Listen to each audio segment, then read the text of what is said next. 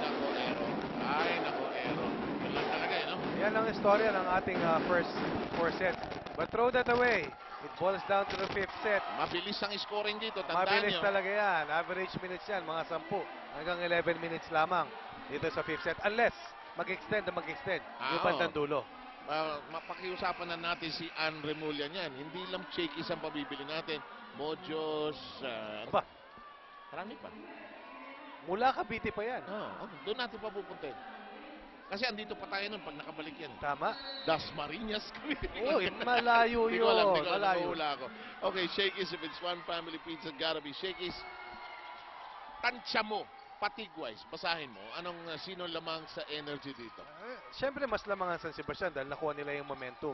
Pero itong UST, matibay pagdating sa 5 set eh. In the meantime, the first team, and they attack Carolina on the back row. And guess who's serving for San Oh, Sebastian? The human cannonball, Jengbo Lee. Mikasa is the official ball of our tournament, the Shakey's B League. Offline. Oh, what a big break here for UST. And regularly, she stays a longer while on that service line, scoring numerous points for San Sebastian, but not so here in the 5th. Pepito getting to it. Roses. Now they'll be a little cautious here, but you can't be too cautious when you lose your grip on the game. That is going to be scored by Baste.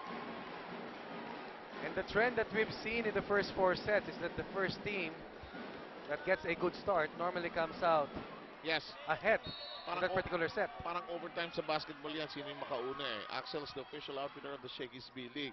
Setup job. Balse. Got it. UST needed that. They need another attacker aside from Isa Maiso. Michael Ortiz stepped forward in the 4th, but they need the veteran, the 2-time MVP, to play well here in the 5th set to close it out for UST.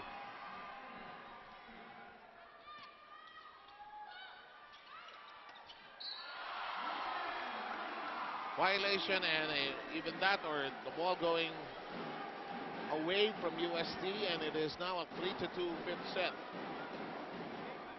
J Mark's the best grilled tuna in town. Ortiz.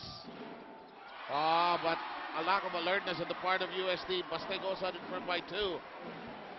Pag hindi mo nakuha ng maayos talaga ang unang bola, mahihirapan kang umatake. Wala talaga. Pag pinilit mo, yun ang mangyayari. San Sebastian, lamang ng 2 puntos. Pagcor Sports, proud partner of the Shakey's B League. Sunod-sunod na yung pag. Parang set eh, no? Samantala, court touch. 5-2. Baste coming to life here. Timeout taken. Let's listen in to UST.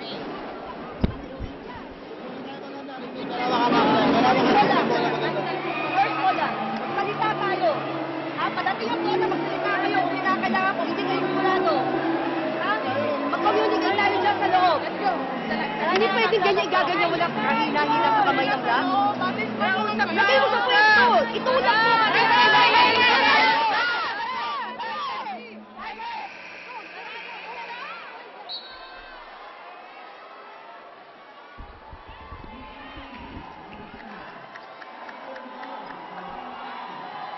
Nakita nyo na tumayo na si Shaq de los Santos. Medyo it's time for him to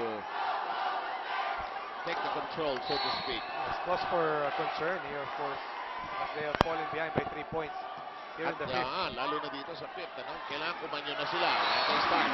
Pag sinabi kong kanyon, Isa Maiso stepping forward and the skipper once again leading the way for UST. Over 20 points today for Isa Maiso. That looked long, but Ross's good decision. Might as well take it. Here comes Benito. Into the air we go. Molly losing a lip there. And look at this, it's 5-4. One service error, another error off her attack. Those are 2 points in favor of UST. And suddenly UST a point away here in the 5th. Which is just a race to 15. Keep that in mind. Belen Ah! Oh my goodness. And Belen went to Rubinos, who was blocked. This is a gamble, big gamble by Belen. Super to get blocked. Mighty strong, mighty one. 3 straight points by the Lady Tigers. And the Tigresses are on the prowl. Demakulangan. Carolino. Well, Shaq de Los Santos medyo inaayudahan na niya yung team niya. Ortiz punching that over, dumping it, dumping it. That was a very effective timeout coach a while ago by USP. And suddenly, 4 straight points. They're in the lead, 6 against 5. Alam mo namang walang masyadong palo yun eh. Hindi mo pa dito ibinigay. Joy, tingnan mo na. Eto na naman tayo, kayo na naman nandiyan. Inikot-ikot na nga yan eh. 1 point lang, isang patay lang si Jay akit na sa taas. Huwag nyo silang palamangin. Lamang tayo, ganda na naman natin eh.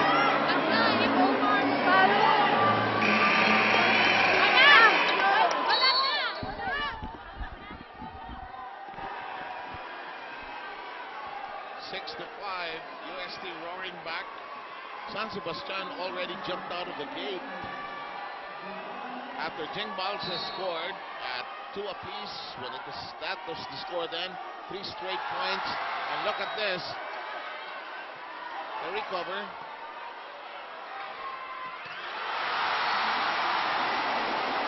Maizo picking it up here in the fifth, but UST needs to understand when they celebrated in the fourth, suddenly San Sebastian sprang back to life. Isa Maizo, such a cool, composed customer here. Suddenly, the defense tightening up. Carolino to Roses. Well done. Well done by Benito. This time, Belen choosing the right attacker.